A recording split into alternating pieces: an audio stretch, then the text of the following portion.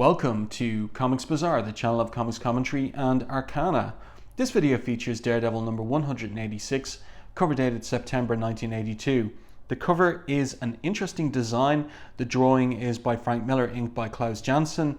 But the interesting aspect of this is the 1980s craft technique of the color hold, which is used here on the cover to imply that Daredevil is falling between an encircling range of skyscrapers. So interesting choice. It's definitely eye-catching. Another aspect of this drawing of Daredevil that I find interesting is the drop shadows here on his left leg. It's intriguing, and under his left arm as well. Let's open this one up to the splash page. And what we have here is Daredevil running along the edge of a rooftop. Now it seems to be that something's gone wrong with the perspective here. He should be at least 2 stories up, but it seems that he's much closer to the ground here.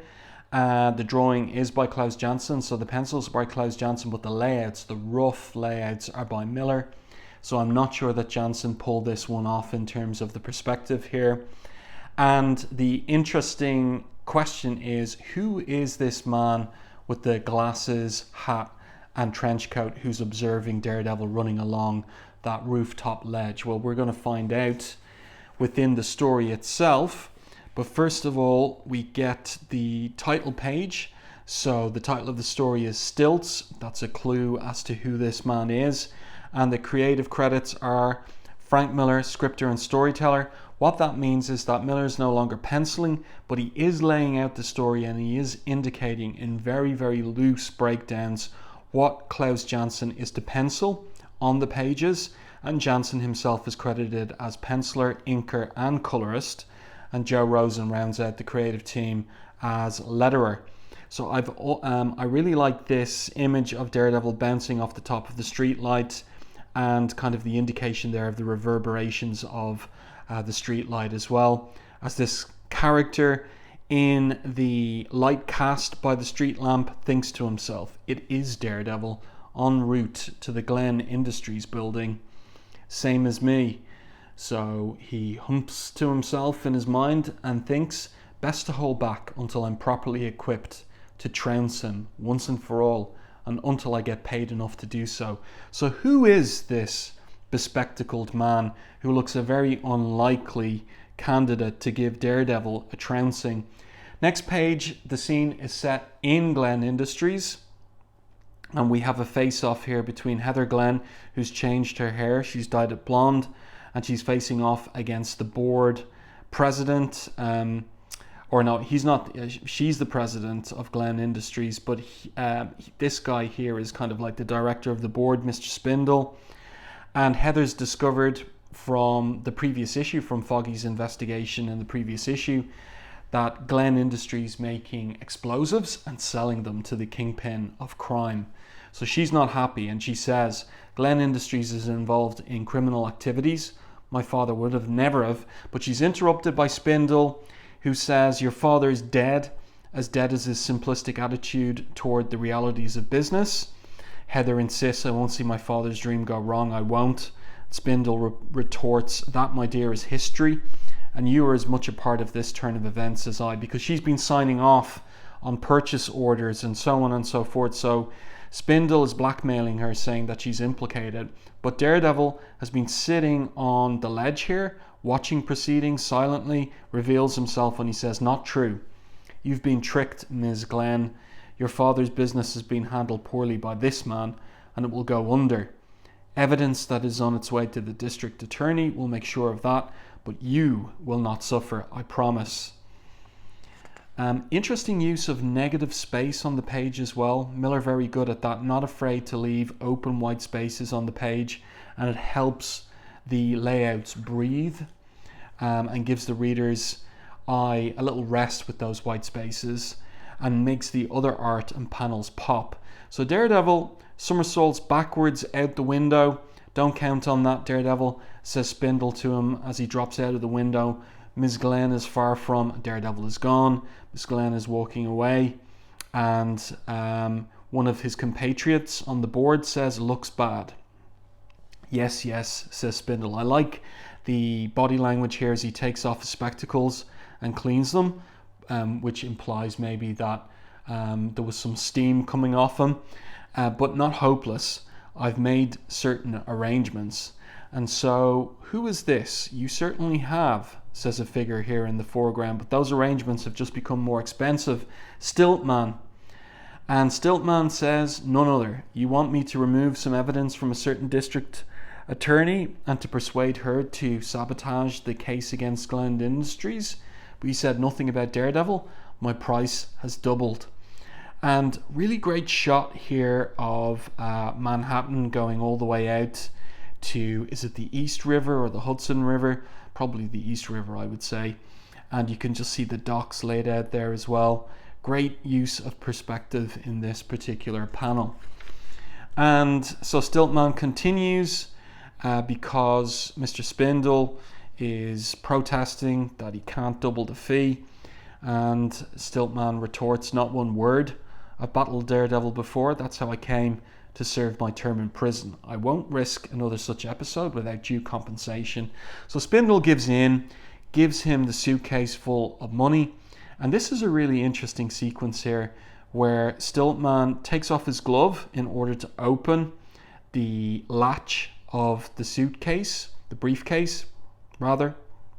He's counting the money and then his glove falls from his arm all the way down to street level. My glove has slipped off. Oh dear, I'll never find it now. And that little detail necessitates him going to none other than Melvin Potter, aka or formerly Gladiator, and who's in his shop except for Turk. And I really like the lettering here, presumably Joe Rosen's lettering. It's the signage on the front window of Melvin Potter's costume shop. And Turk there is saying to him, nice front you got here, Glad. It's no front, Turk, replies Melvin, and I'm not the Gladiator anymore. He insists, my name's Melvin Potter and I've gone straight. And I like the dialogue that Miller's written for Turk here, where he says, sure, we all gone straight. How's about going out for beers with me just for old time's sake? Melvin isn't interested. I've got no old times, just my shop and my sanity. And someone comes in, a prospective customer looking for gloves. So this is Stiltman in his civilian identity. So Melvin has got gloves, boots, hats, you name it. And meanwhile, Turk is pitching him that they team up. We'd make a great team. Glad Melv, with your muscle and my vision. That's how Turk always sells himself to prospective partners. He sees himself as a man of vision. Of course, that's always comically undercut by what happens to the guy. And another great page here, great storytelling, as Turk is calling after Melvin. Just this silent panel here where he's perturbed. He's getting nowhere with Melvin Potter. And then he seems to recognize the man in the coat and hat. Yeah, I seen your picture. One of them super crooks. Like, yeah, he's thinking, leapfrog. You're leapfrog. Don't be silly, says Stiltman with that look of anxiousness on his face. So Melvin's found him the glove, and Turk is thinking here. Great lighting from behind and use of a screen tone by Klaus Janson there and the inks. He's somebody. He's got to be. I'll just follow him and find out who. So Turk has a plan, and he's following Stiltman out in the street. I love the little detail of the blowing papers and newspapers on the street as well. It really gives you a sense of the griminess of the streets, whatever part of Manhattan they're in. And then we're at the offices of Nelson and Murdoch, and their secretary, Becky, is working late, producing loads of copies, Xerox copies. And Foggy's asking her, what are you doing? She's making copies and copies. Been this way all day. Matt's got me duplicating financial statements of Glen Industries. And Foggy's surprised, but we don't represent them. I better talk to Matt. So he goes in and he asks Matt, what's up? And Matt explains, just putting together some facts for the DA and the local police. Got negligence, fraud, connections to the manufacture of explosives used in a recent robbery attempt. And that's just so far. We're going to nail Glen Industries to the wall. But Foggy is aghast. And this is an interesting reaction of Matt's. Foggy's shouting, "What? You what?" And Matt says, "No need to shout, Foggy." And then we get this great sequence on these 2 pages with these horizontal panels. Foggy's angry. "Matt, you and I are defense attorneys, which means we defend. We aren't a branch of the prosecutor's office." And Matt is in a spot of bother there. He says, "I'm only interested in justice, Foggy, and I'll serve it any way I can if you'd only lower your voice." So there's great use of lettering here as the letters in Foggy's speech balloons get bigger to indicate that from Matt's perspective, he's getting louder. It's as if he's yelling, but look at the punctuation. It's only a full stop, not an exclamation mark. And Foggy's there and he's covered over by the lettering. "What was that, Matt? You've got to speak up, Matt." And Matt is just covering his ears. "Matt, is something wrong? It's my hypersenses," he thinks, "that let me function as Daredevil.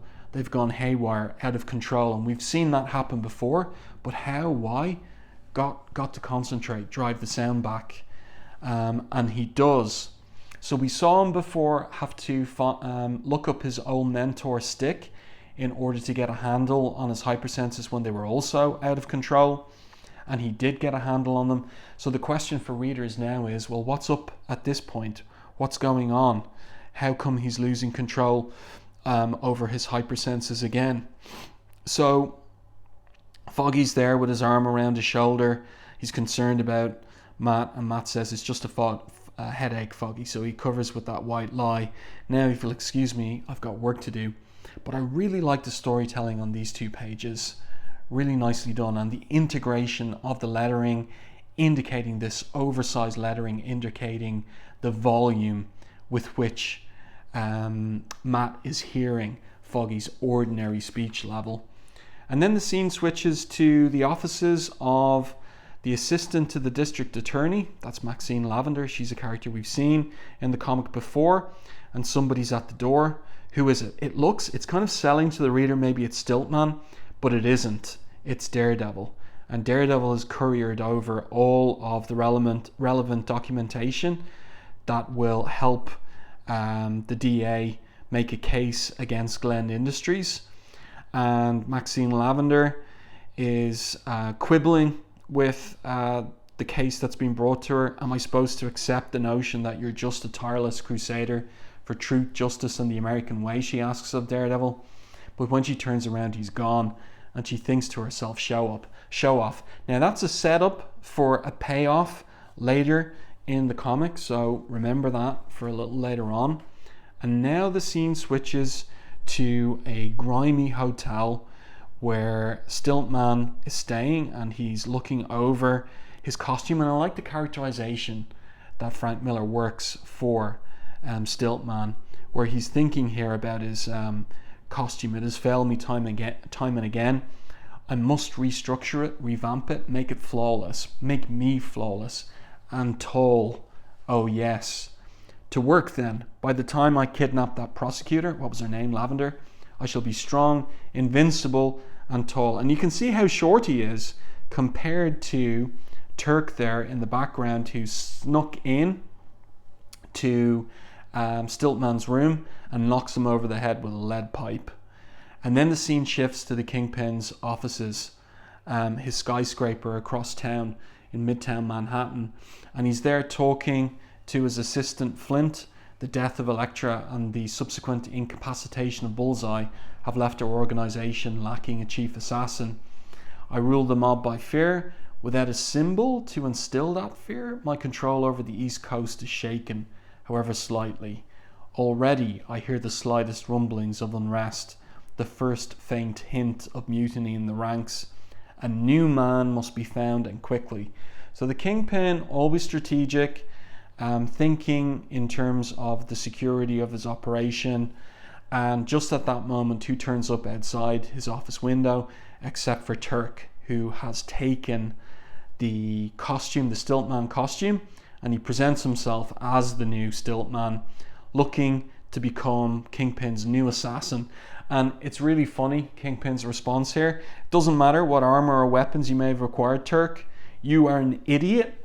I do not employ idiots, he says matter-of-factly. And I like the layouts here too, the way that Miller once again is using white space here in the layouts instead of having all of these panels the same size. So it keeps the page interesting and varied. And then we see Turk walking across town, and he's thinking that he's going to have to show the Kingpin that he's somebody to be reckoned with now. What a jerk, says Flint. Indeed, says Kingpin. Hold all calls. I'm going down to level 60. Now this is really interesting, and a call back to earlier continuity. And Flint thinks privately here, 4th time today, he's always going down to level 60. That private hospital he built just for his wife, always hoping the docs will make some progress in putting her brain back together, always finding out that they can't.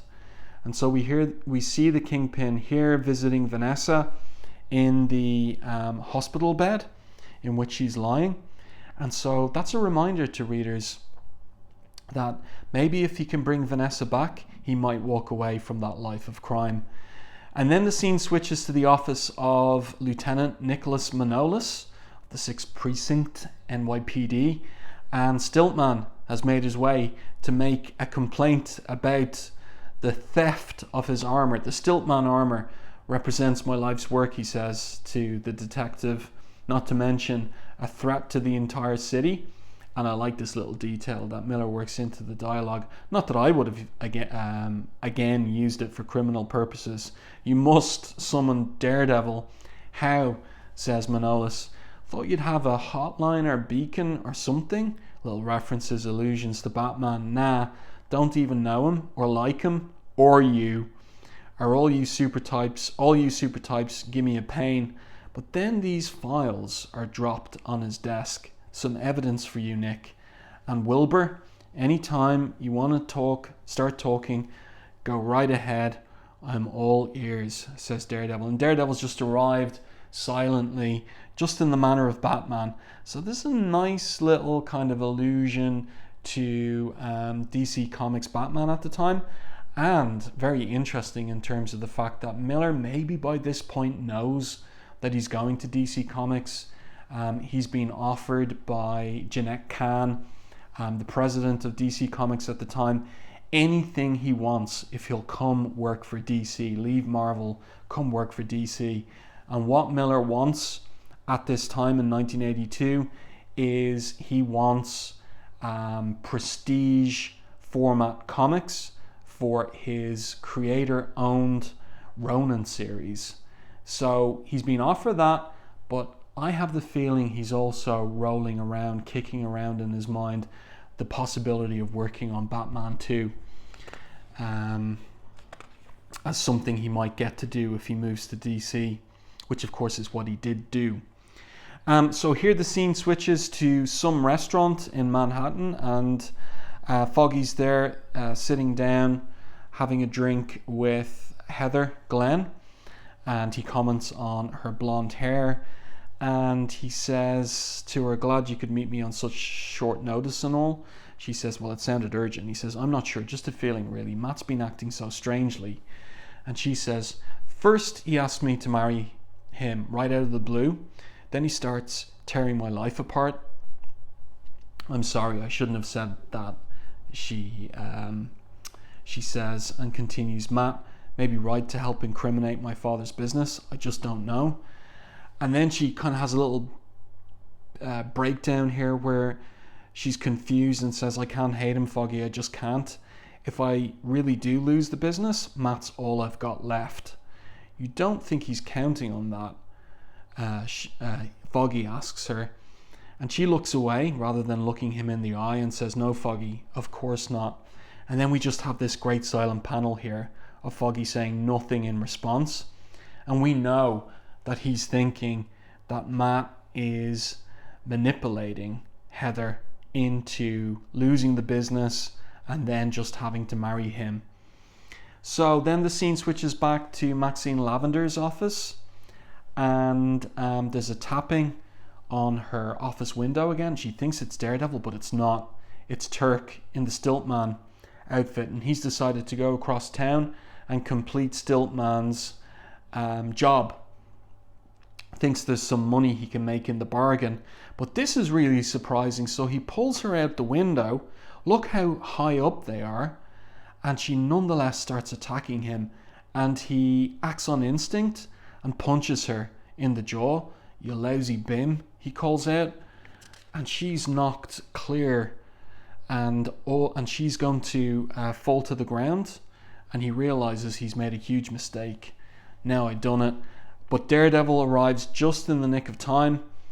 Great DeLuca effect here as he leaps up, somersaulting to catch Maxine Lavender, and drops down safe to a rooftop while Turk fires wildly at him. Great layouts on these 2 pages, these tall vertical panels, very appropriate for these Stiltman scenes, showing his height. Really great implication of height in this issue, but in particular on these 2 pages. Great shot of Turk shooting at Daredevil and running out of bullets. And then Daredevil catching him on the back because Wilbur, aka Stiltman, told him the one vulnerability of the costume. Well, he was so angry, he told his worst enemy in the whole world, says Daredevil, that's me, all about the weak spot in his armor, the gyro, Turk, the doohickey that keeps you balanced. It's exposed right here on your back. And so using a tool that Wilbur gave me, and then great little sound effect here, pop. So now what's going to happen, we're going to see here, this is a great page, silent page here, where Turk loses his balance, and it's so well shown, almost like cartooned out, where he's there grasping at the air, trying to balance himself, but he tips right over. And great sound effect in the background here. He crashes onto this rooftop, but various portions of his legs are left lying on other levels of rooftops. It's nicely done. But again, we can see that Daredevil is losing control over his hypersenses. So that was seeded earlier in the issue, and what's going on there is going to be explored in the subsequent issue. So Maxine comes up to him and asks him, are you all right? And he responds, yeah, I'm okay. But he thinks to himself, my hearing again, that crash seems so loud. What's happening to me? So he races off, and Maxine thinks to herself, show off. But this time, you can see the look on her face. It's so well drawn. She's a little bit in love with Daredevil because he saved her life. So she's completely changed her mind about him. So I just like the way that the 2 expressions show off. In the first case is a negative, and here it's a positive. It's a nice setup and a payoff in relation to her characterization in the issue. So Daredevil leaves her safe there on the rooftop. He changes to Matt Murdock. He's back in his own office. Foggy's arriving in just at the moment that Matt is giving an account to Heather of everything he's done. The district attorney has moved for a 14-point indictment against Glen Industries. The evidence in their hands is enough to ensure conviction, he says to Heather. It's all over, Heather. Glen Industries is finished. And of course he looks really pleased. He says, we must now prepare your defense. I've worked out the details. We'll demonstrate to the court that you were ignorant of any wrongdoing. We'll show that Spindle took advantage of your inexperience and incompetence as an executive. This is all really damning language from Matt. There is no sense that he has any sensitivity regarding Heather's feelings, and you can see it in the way that she's drawn here and her body language. He's crushing her, and so she concludes, all right, Matt, all right, I'll marry you. And it's just great the way that the 2 things are interrelated. His taking out Glen Industries, he sees it as a just thing to do, but on the other hand, he's crushing unconsciously, we should say, Heather and her confidence in herself, and she sees the 2 things as connected. And now that she doesn't have her father's business anymore, all she's got left is Matt and to marry him. And Foggy's there to witness it, and you can see on his face he is not overjoyed at what he has witnessed and has his own thoughts on the inappropriateness of what Matt is doing. So really subtle, sophisticated character work here from Miller, and a kind of a darkening of Daredevil in terms of his status as a heroic character, but totally in keeping with the Marvel Comics paradigm or model of the superhero, which is to say that the superhero is not perfect, has feet of clay, and this is Matt's version of that we're seeing here in this particular story.